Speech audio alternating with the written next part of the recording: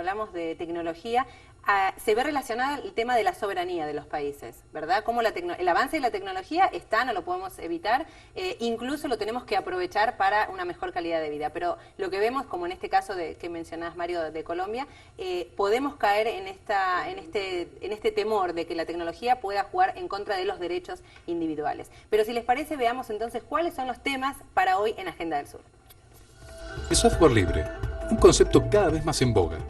¿Cuánto avanza su aplicación en América Latina? ¿Son conscientes los estados y los gobiernos de los riesgos que implica la dependencia tecnológica? ¿Cómo puede contribuir el software libre a lograr la soberanía tecnológica? ¿Quién es Richard Stallman? Un conocimiento para la causa de los programas libres. Diferencias económicas en la compra de software libres y privados. Estos temas serán tratados en la presente Agenda del Sur, la revista. Entremos entonces en materia en la propuesta del tema del día que tiene que ver con el software libre. Cada vez más la vida del mundo se dirige hacia la tecnología. Ya no solamente son las industrias mecanizadas o robotizadas, sino ya son los seres humanos. De una u otra forma estamos en contacto permanentemente con electrodomésticos, con funciones que nos dictan las máquinas, pero en medio de ellas el programa, es como el croquis, el mecanismo que regula la actividad de las máquinas, ya ni siquiera son las máquinas. Lo que ocurre es que este programa en todo el mundo es propiedad prácticamente de una sola persona. Imagínense el inmenso poder de esa persona y lo que puede significar. Hoy vamos a dedicarle un tiempo específico a una alternativa a ese programa propietario o privativo, que es el software libre. Para hablar sobre ello hemos invitado a un experto, un hombre que de tiempo atrás viene trabajando alrededor de un movimiento muy grande en el mundo, en América Latina y en algunos países, que impulsa, explica, desarrolla la utilización para la humanidad del software libre. Él es un profesional argentino, un ingeniero industrial, Diego Saravia. Diego, ¿cómo está usted? Muy bien, buenos días. ¿Cómo explicamos de una manera muy sencilla qué es el software libre, el programa libre? Bueno, el software libre, como todo software, es un conjunto de instrucciones. Conjunto de instrucciones que las ejecutan las máquinas, las computadoras, los cajeros en los bancos, los sistemas que extraen petróleo. Y la particularidad del software libre es que las personas podemos saber qué es lo que hacen esos programas porque tenemos acceso a lo que nosotros le llamamos el código fuente, que es las instrucciones de las máquinas redactadas en un lenguaje humano. El software propietario, en cambio, uno accede al mismo solamente a partir de las instrucciones en un lenguaje que solo interpretan las computadoras. Entonces nosotros en el software libre tenemos realmente el acceso a la información, sabemos qué es lo que se puede hacer y en particular tenemos derechos sobre ese software libre. ¿Por qué razón en un principio cuando comenzó a hablarse de computadoras en el mundo, que es reciente, 3, 4 décadas atrás, de manera masiva en el comercio, no se cobraba por aparte el programa, sino que el programa, el software, era un artefacto que hacía parte de la compra de la computadora? Así es, al comienzo de la informática, cuando una empresa vendía una computadora, vendía junto con ella todo el código. Luego se vio que distintas computadoras podían ejecutar códigos similares. Entonces se transformó en un negocio independiente y se empezaron a vender los programas por aparte, por separado, y se constituyeron empresas particulares que desarrollaban ese software. Él es Diego Saravia, que nos va a estar acompañando a través de esta Agenda del Sur. Acompañémonos con esta nota que sintetiza lo que nos ha planteado en torno a definir el software libre.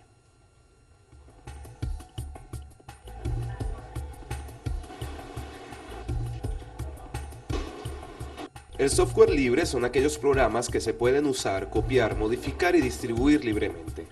Para que un programa sea de software libre, deben cumplirse 4 libertades. Libertad 0, usar el programa con cualquier propósito.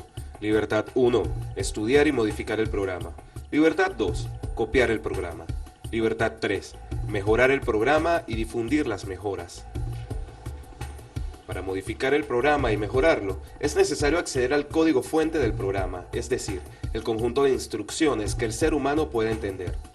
Solo si se cumplen estos 4 requisitos al mismo tiempo, se puede hablar de software libre. Es un asunto de libertad, no de precio. Un programa de software libre se puede comercializar, pero nunca habrá que pagar ni pedir licencias. El concepto de software libre se contrapone al de software propietario, que establece restricciones al usuario, de uso, modificación o redistribución del programa. Nosotros diríamos que en términos genéricos, influidos por los medios masivos, lo máximo que sabemos del famoso software propietario privativo es el nombre de Bill Gates, su único propietario en el mundo. En la revista sigue apareciendo como el hombre, la persona individualmente tomada como más rica, más adinerada, eso es todo lo que sabemos. Pero, ¿cuál es el alcance de Microsoft?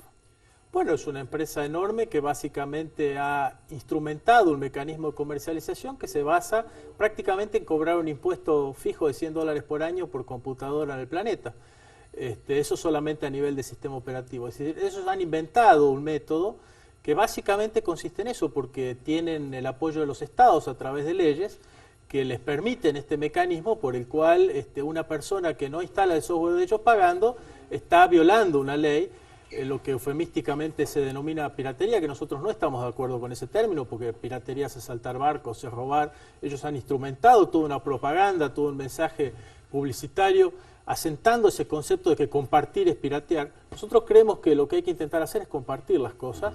Por eso hemos desarrollado un software libre como un movimiento colaborativo de personas que en todo el planeta cada uno aporta algo y lo comparte con otras personas. ¿Cuándo aparece ese movimiento del software libre? Bueno, básicamente aparece en 1984. Ya existían antes algunas alternativas, pero se formaliza en ese momento cuando Richard Stallman plantea el proyecto de desarrollar un sistema alternativo de software bajo esta idea, la idea de compartir, la idea de apoyarse unos a otros, la idea de no reinventar la rueda, de que si un programador en Argentina hace una cosa, después otro en España puede agregarle algo y eso lo pueda volver a usar el de Argentina y así, y así se fue desarrollando todo este movimiento. Ha mencionado usted, Diego, a Richard Stallman, Richard Matthew Stallman. Le vamos a pedir a Lourdes que nos explique un poco más quién es él.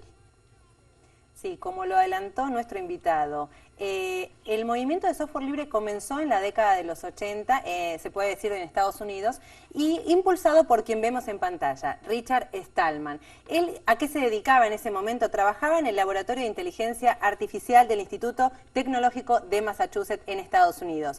Él lo que hizo es publicar el manifiesto GNU o GNU, como se denomina, en 1986. Y este manifiesto de lo que hablaba, acá vemos el logotipo entonces de GNU, lo que hablaba este manifiesto es no solamente de una alternativa de software, sino también de una filosofía, como lo estábamos mencionando en la entrevista, la concepción de que el conocimiento debe ser compartido y no privativo. Uno de sus logros, digamos, además de procesadores de texto y de algunas herramientas para este software, incorporó el concepto de copyleft, es en contraposición a lo que todos conocemos como el copyright o el derecho de autor, en este caso como una concepción cerrada, pero ese es un concepto que lo vamos a desarrollar. Y lo que es importante es que en este manifiesto lo que él planteaba, Richard Stallman, era la intención de crear esta alternativa al sistema operativo Unix, que es un conjunto de sistemas operativos dentro del cual se encuentra el que todos conocemos y la mayoría utiliza, que es Windows. Ahora seguimos entonces con más entrevista para desarrollar el tema de software libre. Diego hace parte de una asociación que también lucha por el conocimiento libre, que trasciende, diríamos nosotros, conceptualmente mucho más allá de los propios programas. Yo le voy a pedir que defina un poco más esa asociación. Bueno, lo que nosotros hacemos en Hipatia es profundizar la idea del conocimiento libre. El software libre es parte del conocimiento libre, pero también son, por ejemplo, las patentes de la vida, las patentes de los remedios. Estamos planteando una lucha en todo el mundo para que todo el conocimiento que hace la fabricación, por ejemplo, de remedios, sea libre de productos medicinales, porque usted sabe que el costo que están teniendo, por ejemplo, los remedios para luchar contra el SIDA u otro tipo de insumos necesarios para la salud humana, están siendo cobrados a valores muy caros justamente por las leyes que hacen a las patentes y a la restricción de la libertad del conocimiento. Es una lucha que, por ejemplo, estamos dando duramente contra el ALCA, porque el ALCA está obligando a los países de América Latina a firmar acuerdos que reafirman leyes de la llamada propiedad intelectual, que tampoco estamos de acuerdo con ese término, en contra de los intereses de los pueblos y en contra de las leyes de cada país. Uno encuentra en varios países de América Latina, en ciudades, sobre todo en el campo administrativo, que es obligación prácticamente adquirir únicamente el software privativo porque lo exige la norma, que tiene que tener la patente. Se entiende que el software libre no tiene patentes. Bueno, es una lucha muy fuerte contra las patentes. Nosotros no estamos de acuerdo con que el software pueda ser patentado. De hecho, en la legislación de muchos países así está. En Argentina está prohibido patentar software. Pero sin embargo, si Argentina firma el ALCA y firma los aspectos de propiedad intelectual del ALCA, se compromete a patentar el software. El ALCA se lo impone. Claro, con lo cual estamos realmente imponiendo legislaciones que no son parte de la cultura de nuestros países ni lo que nuestros países quieren. ¿Y relación de Alca con Microsoft? Y bueno, y claro, a ellos les conviene, es decir, Microsoft como empresa norteamericana actúa con su gobierno para hacer lobby para que todas estas cosas se refuercen, ¿no? Y Hollywood, sobre todo con las películas, intentando, digamos, asegurarse que las personas tengan que pagar mucho más dinero para poder ver sus películas y sus contenidos. Agreguémosle un testimonio de un español, Rafael Rico, que nos habla precisamente de lo relacionado con el tema de las patentes, que es un capítulo en la lucha del software libre. Escuchémoslo. Con el sistema de patentes, que es un sistema legal que se ha inventado a nivel internacional para proteger a las multinacionales, no al autor, cuidado. Si lo cierran, lo que obliga es que cualquier persona que quiera utilizar ese producto tenga que pagar por ese conocimiento. Una y otra vez, una y otra vez. Si yo tengo una idea y yo te la digo a ti, ya la idea la tenemos los dos. Si hay 20 personas, la tienen 20. Pero no cada vez que haga la idea no te voy a cobrar por ella. O sea, con que la diga una vez ya hay 20 personas que la pueden tener. No un producto, no es algo que tú puedas acaparar y que tenga un sentido de propiedad. Es curioso cómo uno encuentra alrededor del software libre, de los programas, que multinacionales incluso han dicho abiertamente que se han cambiado en sus plataformas al software libre. Esto es para que, Diego, le digamos a nuestros televidentes que tenemos que acostumbrarnos a verificar esas otras alternativas y que no es tan difícil como la misma publicidad lo ha planteado. Así es. Bueno, Richard Stallman empezó con la idea en el 84, pero ya en el 91 prácticamente el proyecto desde el punto de vista técnico estaba completo y Linus Torvald en Europa desarrolla el primer núcleo de sistema operativo, con lo cual ya en las computadoras se puede utilizar software libre. Este núcleo se llamó Linux y Linux a partir de allí ha tenido una enorme trascendencia y el sistema operativo GNU Linux ha empezado a rodar y a funcionar y muchas empresas incluso lo están utilizando y muchos gobiernos y muchos estados. Ha sido realmente una revolución en el campo de informática. Esto ha construido básicamente Internet. El 70% de los servidores de Internet utilizan software libre. Y eso la gente no lo sabe. Y mucha gente no lo sabe. Google funciona con software libre. Es decir, el mayor buscador así es. del mundo. Diego. Bueno, una de las críticas que se hace es que eso del software libre está en proceso de experimentación, que no es seguro, que no genera ninguna certeza. ¿Qué respondemos ahí? Bueno, el software libre está en uso desde hace bastante tiempo en muchos lugares, se puede utilizar perfectamente en tipos de aplicaciones de misión crítica, es decir, no hay ningún tipo de problema con eso, es decir, es una ingeniería y como cualquier ingeniería se puede planificar, se puede implementar y se puede utilizar sin ningún tipo de riesgo ni problema. Sin embargo, la gente, cuando hablamos de gente, hablamos de millones de personas en el mundo, adultos, adolescentes y niños, adquieren una experticia muy rápida en torno al software privativo y sienten como temor de acercarse al software libre. Bueno, así es, estamos en un monopolio prácticamente de Microsoft a nivel de usuarios finales. Entonces es muy difícil salir de una situación de monopolio porque la gente va a comprar una máquina y ya viene con este software instalado, le enseñan en la escuela este tipo de software, hay todas campañas publicitarias y de marketing con respecto a este software y bueno, justamente nosotros estamos en un movimiento mundial intentando cambiar esto, pero siempre es difícil luchar contra la corriente y plantear una revolución, pero entendemos que es necesario hacerlo, la humanidad necesita ir hacia un modelo, digamos, donde pueda haber muchas alternativas, donde la gente pueda escoger y donde no sea una sola persona en el planeta la que determine cómo funcionan todas las máquinas del planeta, ¿no? Lo otro que no se dice es que en medio de todo hay un gran negocio, ¿no? Así es. Vayamos a las imágenes, ventajas y desventajas comparativas, software libre, software privativo. Dentro de GNU Linux hay como 200, hay más, ¿no? Pero 200 distribuciones se llaman más o menos destacadas. Esta es una de ellas, esta es Canopy. Entonces Canopy lo tiene puesto de esta manera. A lo mejor si entráis en otro, Mandrake o cualquier otro, lo tiene diferente, ¿no? Pero básicamente todos son parecidos en cuanto a que tienen un entorno de trabajo aquí y aquí tiene todas las aplicaciones que necesitan, ¿no? La gente de Canopy además ha añadido aquí, bueno, pues algunas cuestiones como es, bueno, por red de internet, pues utilidades típicas para conectarse a internet, aquí algo de configuración, en fin, tiene algunas utilidades en la consola, pero básicamente uno desde aquí se maneja con todo. Y bueno, aquí hay, esto viene a ser parecido que otros sistemas operativos, aquí te aparecen iconos de aplicaciones que tú quieras que estén en pantalla por prioridad. Y luego aquí, pues lo típico que tiene sistemas, preferencias del sistema, ocio, juegos, etcétera.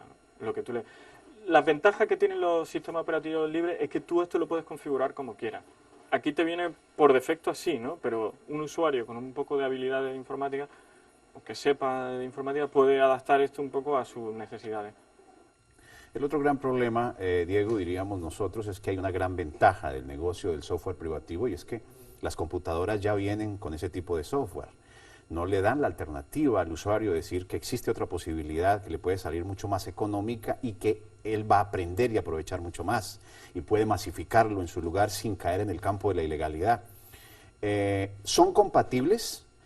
Usted compra una computadora que viene con determinada programación, ¿usted le puede adecuar, cambiar las funciones pasándose al software libre o eso no es posible? Sí, claro que sí. Usted puede bajarse de internet porque es totalmente libre, puede copiarlo, puede irlo a comprar, puede hacer lo que quiere, consigue un compact disc, lo pone en la computadora, lo instala, incluso puede tener los dos sistemas funcionando a la vez.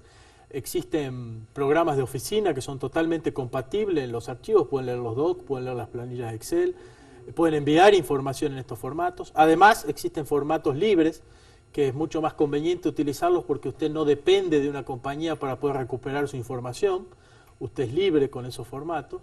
Así que no hay ningún tipo de problema técnico en instrumentar el software libre en la máquina. Existen muchísimas personas en todo el planeta que están aprendiendo, que están contribuyendo. Esto es lo bueno del software libre, existen comunidades. En cada país es posible que un informático, que un técnico se forme, ponga su propio negocio y no tenga que estarle pagando impuestos a una corporación en Estados Unidos para desarrollar la tecnología informática. ¿Se ha podido hacer algún cálculo, Diego, de cuánto se hubiera podido ahorrar el mundo, sobre todo el mundo pobre, porque al fin y al cabo los países desarrollados, en fin, sí, desde el principio se hubiera pedagógicamente adiestrado al usuario al software libre, ¿se puede hacer un cálculo de la cantidad de dinero que se pudiera haber ahorrado el mundo? Bueno, yo no tengo ese número, pero calculen $100 por año por computadora, solamente por sistema operativo. Calculen $400, que es lo que cuesta una licencia de un paquete de oficina hoy, y toda computadora necesite, bueno, y ahí van a tener una idea del número. Es un número enorme, muy grande. Probablemente es más el presupuesto que nuestros países latinoamericanos estén gastando en licencia de software que lo que gastan en investigación y ciencia globalmente. O sea, son cifras muy grandes. Increíble. Lourdes nos va a ayudar con un cuadro comparativo de costos entre uno y otro sistema. Vamos a ver entonces, cuando uno va a adquirir una computadora, vamos a poner un ejemplo de una computadora portátil, con 512 megas y copiadora de CD como algo estándar. Vemos que cuando uno compra la máquina, no sabemos, pero sin embargo estamos comprando esta licencia de un sistema operativo. Nosotros entendemos que viene incluido. Sin embargo, la licencia de Office se acapara de este precio el 24.2% del precio final. Entonces, sin saberlo, nosotros cuando estamos adquiriendo una computadora nueva, una PC o una, en este caso lo ponemos como ejemplo, una computadora portátil, casi un cuarto de ese precio está escondido por la licencia que estamos pagando. Sin embargo, sabemos, y como lo mencionaba nuestro invitado, podemos obtener alternativas de software que no son privativos, como por ejemplo podemos mencionar descargando de internet el OpenOffice, que sería una de las opciones, y también contamos con procesadores de texto, incluso de video. Pero ese es uno de los temas a tener en cuenta sin saberlo. Nosotros estamos pagando una licencia cuando adquirimos una computadora. Hablemos, Diego, de la gradualidad, de cómo gobiernos, presidentes, jefes de Estado, incluso por normas generales de su nación, o a nivel regional, gobernadores, alcaldes, como política pública, como política de Estado, han ido migrando hacia el software libre. ¿Qué tanto se ha avanzado en América Latina? Bueno, yo diría que América Latina es uno de los continentes donde más preocupación a nivel de Estado hay con estas cuestiones y donde más avances ha habido. Ha habido un importante proceso en Brasil. Es decir, si bien no ha habido ningún instrumento legal concreto, muchos ministerios en Brasil están en estos momentos en procesos de migración muy fuerte. Venezuela, bueno, es probablemente el primer país en el mundo donde un presidente saca un decreto como el 3390, es decir, Hugo Chávez aquí dio 2 años a la administración pública como plazo para migrar. Y esto ha impulsado en Venezuela evidentemente un movimiento muy importante de gente, de desarrolladores, de estudiantes que dicen, bueno, es nuestra oportunidad para progresar, para estudiar, para poner manos a la obra, y esto está pasando. Se plantea en Venezuela todo un desarrollo informático alternativo atrás de este decreto. Y existen en otros estados a nivel de municipios, a nivel de gobernaciones, a nivel de iniciativas particulares de distintos funcionarios, la voluntad de iniciar procesos de migración. Pues ya que usted menciona el caso venezolano, Miguel Mogollón es uno de los funcionarios que tiene como responsabilidad lo que se conoce como migración del privativo al software libre a nivel estatal, a nivel público, en una decisión tomada en un país luego de hacerse un trámite por su legislativo. ¿Qué dice él en términos de seguridad, que es una de las preocupaciones y una de la propaganda negativa que se le hace al software libre? Miguel. Muy extendido el uso de software libre. De hecho, mucha gente dice que es inseguro, porque dice no, que es inseguro, porque el código está abierto. Si fuese así, los submarinos nucleares de Estados Unidos no utilizarían la distribución Yellow Dog, perro amarillo, en los submarinos nucleares. China tiene su propia distribución, ¿verdad? Japón, todos lo están utilizando porque es seguro. Imagínate que el software propietario de Windows es tan inseguro que los mismos ejércitos de Estados Unidos habló con la gente de Microsoft para que hicieran un sistema seguro de Windows para ellos. Diego, ¿usted cree que finalmente el mundo va a entender, va a conocer y se va a volver muy popular, muy común, muy doméstico la utilización de este tipo de programas? Bueno, estamos en la lucha. Yo no estoy ahora en condiciones de hacer un pronóstico, ni tengo la bola de cristal para saber qué va a pasar, pero estamos trabajando para que el futuro sea bueno. Es decir, aquí el futuro del mundo hay dos alternativas. Uno, Orwell 1984, un mundo absolutamente cerrado y controlado por muy pocas corporaciones, porque a través del control de las máquinas se van a controlar todas las transacciones, todos los tipos de intercambio, todas las actividades humanas. Usted va a entrar a un supermercado, va a poner los productos en un carrito, va a salir y el sistema va a saber qué productos compró y va a saber quién es usted porque vamos a tener chips adentro. Entonces todo eso va a estar controlado por unas pocas corporaciones si triunfa el ALCA, si triunfa lo que se llama DRM, el manejo de restricciones digitales. Son todo un conjunto de leyes que están intentando implementar para restringir el poder de los seres humanos de compartir. Es decir, lo que quieren es prohibir el compartir. Y hay otra alternativa, un mundo donde la información sea libre, un mundo donde la ciencia avance porque la gente puede intercambiar conocimientos, donde si alguien en un país descubre un remedio, ese remedio pueda ser fabricado libremente en todos los países, donde los programadores en el planeta puedan compartir y lo que yo haga les sirva a otros. Claro. Entonces son dos futuros posibles y depende de nosotros, de las elecciones que cada uno haga, cuál es el futuro del mundo. En tecnología la gente vota utilizándola. Si usted en su casa, en su máquina, en su trabajo, en su oficina instala software libre, está votando por un mundo posible. Si usted sigue con el software de las multinacionales, está votando por otro software posible. Claro que sí, el conocimiento no es absolutamente individual, es un acumulado de muchas inteligencias y hay que socializarlo también, eso hace parte del concepto. Diego, yo le propongo lo siguiente, ¿hasta dónde es preocupante que pueda haber dependencia tecnológica? Si está concentrada la información en programas que el usuario, quien lo compra, no puede conocerlo ni poseerlo completamente, sino que este sigue siendo secreto de la fábrica que lo produce, puede en determinado momento presentarse un bloqueo, puede presentarse un saboteo tecnológico. Bueno, ha sucedido varias veces. Ha pasado por ejemplo aquí en Venezuela con la industria petrolera cuando se le hizo el paro, se controlaron las computadoras en forma remota, se impidió la operación normal de una empresa y de la producción del petróleo de un país utilizando este tipo de cosas. Así que son cuestiones sobre las cuales hay que tener mucho cuidado. Probablemente haya pasado en la primera invasión a Irak, probablemente haya pasado en muchos otros momentos en la historia en los cuales incluso la gente no tenga conocimiento. Es bastante fácil en un software propietario ponerle lo que se llama puertas traseras. Como el usuario no sabe qué es lo que el programa realmente está haciendo y no lo puede hacer auditar, ni siquiera a nivel de expertos, es muy fácil colocarle algo allí que se puede activar en algún momento o vía alguna orden remota por internet. Entonces, el software libre en ese sentido tiene una ventaja muy importante porque la gente puede saber qué es lo que el software está haciendo, puede auditarlo, puede contratar expertos, puede hacerlo por sí. Entonces es fundamental que desde el punto de vista de la seguridad, desde el punto de vista de la soberanía, desde el punto de vista del control, las personas o empresas que estén preocupadas por esto instalen únicamente software libre en sus máquinas. Ya que Diego Saravia lo toca, vayamos a conocer puntualmente el caso de PDVSA en Venezuela respecto de la dependencia tecnológica con los programas y con el software. Desde diciembre de 2002 y en los primeros meses de 2003, la oposición venezolana promovió un sabotaje petrolero que ocasionó graves daños a la economía y a la sociedad. Una parte importante de este ataque a Petróleos de Venezuela se realizó mediante el secuestro informático de sus sistemas de almacenamiento, transporte y distribución de combustible. Toda la información de PDVSA era controlada por Intesa.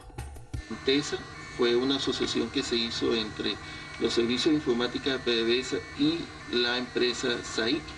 La empresa SAIC es una empresa que funciona muy alineada con el Departamento de Estado de los Estados Unidos, y esta gerencia que después propició el sabotaje le entregó toda nuestra información geológica, toda nuestra información, todos los sistemas, todos los software, todos los sistemas operativos, se le entregó a esta empresa transnacional. Mediante módems ocultos, los saboteadores accedieron al intranet de PDVSA, donde están las comunicaciones satelitales de microondas y de radio. En manos de la oposición y de la inteligencia estadounidense, este control sirvió para detener el funcionamiento de las estaciones de flujo, plantas compresoras, plantas de procesamiento y para generar el caos. Durante los 62 días que duró el paro, los saboteadores provocaron decenas de accidentes en las instalaciones petroleras. Los vertidos al lago de Maracaibo pudieron causar una catástrofe ecológica irreversible.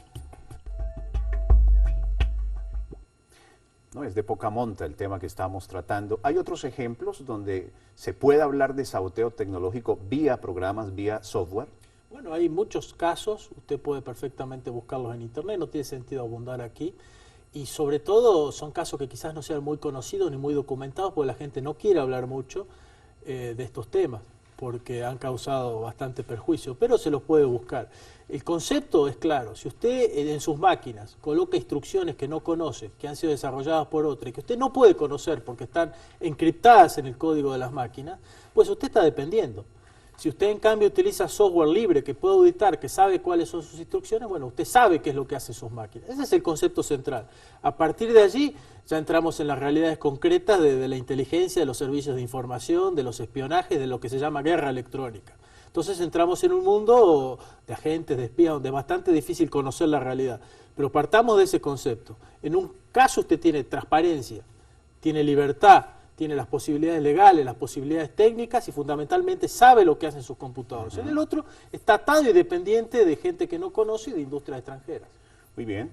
Volvamos con Miguel Mogollón, que es uno de los responsables del proceso de migración. Suponemos que eso no es fácil porque estamos hablando de todo un país, la aplicación de una norma nacional, que es pasar tecnológicamente al software libre, para que él nos explique cómo va ese proceso, producto de la aplicación de una norma en Venezuela.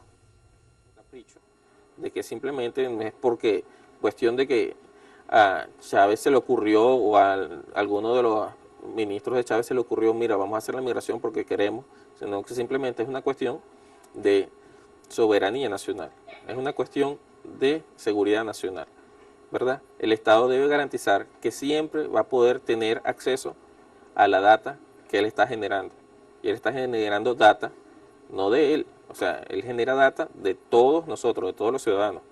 ¿Qué pasa? Él no puede usar una aplicación para guardar esos datos y entonces nunca, y siempre estar amarrado a alguna casa de software para poder tener acceso a esos datos. Y entonces resulta que esa casa de software cambió a otra versión con la cual tú no puedes acceder a esos datos, o accedes pero no te lo accedes de manera correcta. Ahí estaba la explicación de un funcionario que tiene la responsabilidad, junto con otros, en un proceso bastante complejo, pero muy puntual, hacer la migración, ese es el término, ¿no? Migración tecnológica del software privado o propietario al software libre.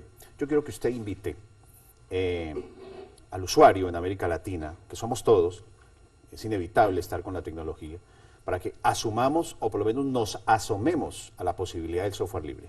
Así es, yo lo que quiero es hacer fundamentalmente una invitación a todos los ciudadanos, a todos los estudiantes de informática, a todos los profesionales de informática de nuestros países a adoptar una actitud militante con esto. Esto no es solamente una cuestión de una opción tecnológica u otra opción tecnológica o una opción comercial o comprarle a Juan o comprarle a Pedro. Esto es una cuestión cívica. Hay enorme cantidad de sistemas en nuestros países que dependen del software y si en todos esos sistemas empezamos a poner software libre, vamos a empezar a ser más libres, vamos a empezar a apostar al desarrollo tecnológico propio, a la capacidad creativa propia, a la posibilidad de compartir, a la posibilidad de ser solidarios, y ese es el futuro que queremos construir. Nosotros estamos seguros de que el mundo puede ir para allí y depende de cada uno de nosotros, de cada una de las actividades y actitudes que tomemos, que este futuro sea posible. Otro mundo es posible. Sí, claro, otro mundo es posible. ¿Usted quiere agregar algo puntualmente por lo que significa la experiencia en Venezuela en torno a la aplicación de esta norma de migración? Bueno, yo creo que la decisión del presidente Chávez de implementar el software libre en Venezuela está causando una revolución informática, está causando que muchas universidades, que muchos estudios, que muchas personas se pongan en esta tarea, y esto va a redundar en enormes beneficios para Venezuela en cuanto a libertad, independencia, desarrollo y a crecimiento en cuanto a tecnología.